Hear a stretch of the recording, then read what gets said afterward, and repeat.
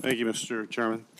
Mr. Cooper, do you think that input from federal unions is important and valuable for developing federal personnel policy and providing guidance to other agencies on personnel management?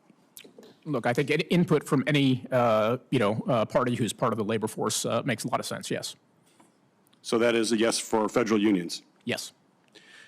How specifically do you plan to engage with federal unions coming into the role as the OMP director? Thank you, Senator. So one of the things I'd like to do, consistent with what the Senator was talking about, is we need to do the hard work of actually looking kind of line by line and function by function about what are the organizations and functions that we can support and what are things that potentially are outside the scope of what we're doing. And we need to work with the all facets of the labor force to make sure that we have a plan going forward that, to the extent that there are cuts that are appropriate in an organization, we have a way to deliver the services that are appropriate to the American people. So, but specifically, how do you plan to engage with the federal unions? Well, I very much will have an open door, and if anybody wants to come talk to me and provide input and feedback on the process, I'd be very happy to do that. Does it concern you that the executive order issued by President Trump last week to eliminate collective bargaining rights for 1.5 million civil servants might make that engagement more challenging? So, Senator, my understanding of that executive order is that it does recognize that the president has the ability to designate certain areas that are associated with national security where federal labor union employment may be less relevant than in other places. Look, I haven't had a chance to study it in detail, but I certainly will do so, and I'm sure that OPM will be a part of that process. Well, I'd certainly like you to study it and love to talk to you about it. 1.5 million is a pretty broadening of the scope that hasn't been done by any president, either Republican or Democratic in the past. Mr. Hewlin, are you concerned about the impact of the March 27th executive order and what it'll have on agency morale, retention, and performance across a wide part of the federal government responsible for protecting national security, providing care to our veterans, as well as responding to emergencies? Senator, I'm actually excited about the opportunity the executive order lays out for giving the federal government the ability to align mission with responsibility and ensure at the end of the day, as Mr. Cooper has testified, we have the highest quality, highest qualified workforce assigned appropriately to the mission, task, and responsibilities of the federal government itself. So as you're looking at this, would you take any steps to actually measure the impact of this executive order on services that many Americans rely on? I haven't considered whether or not to measure, and if so, how to measure the sorts of impacts. I'll also point out that measurement should go beyond the impacts for workers. It should also go to the general private sector as well.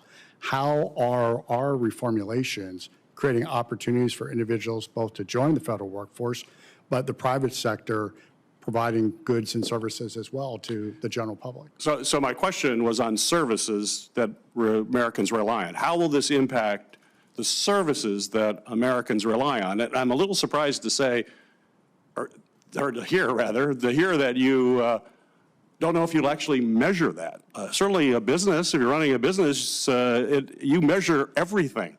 You want to make sure if you're putting policies in place, it actually accomplishes not the political rhetoric, but actually it makes a difference on the ground. And we're talking about services to the American people that rely on each and every day, and you're telling me you're not going to measure that? Senator, I do think that's a bit of a mischaracterization. Well, clarify, please. Thank you very much. Senator, I am not yet, having had the privilege of confirmation, if that's what the Senate elects to do, sitting in the chair and understanding appropriately where we are, where we're going, and if at all, the best way to measure what is ongoing, and as I said, what is occurring not just for the federal government, but out in the general public as well. So until or unless I have the chance of confirmation, I'm not going to commit to taking specific courses of action. In fact, I've tried to stay away from the role and responsibilities of the DDM during my service at OMB as the acting chief of staff. Well, I would hope that you would measure and make sure that it's actually working. Certainly this committee, as an oversight function, we're going to make sure things are working.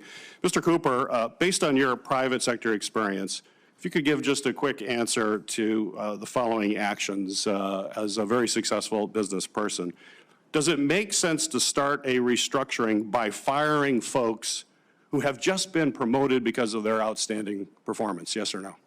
Well, thank you, Senator. Look, it's very hard for me to comment on things that have happened when I happen in the role. I'm just saying, would you fire in a business? Well, Would you fire someone you just promoted because they were outstanding? Are you going to say, well, you know, we're going to fire you now, but, you know, congratulations? Is that do you think that's good sense? Senator, I've been very clear in my written responses and in the conversations that we've had that, look, I think the process is one that requires transparency and communication, and we need to recognize and respect the humanity of the workforce. So you'd be troubled, you're troubled by that? I'll tell you again that I believe the right way to do this is through communication and respecting the rights and roles of the employees.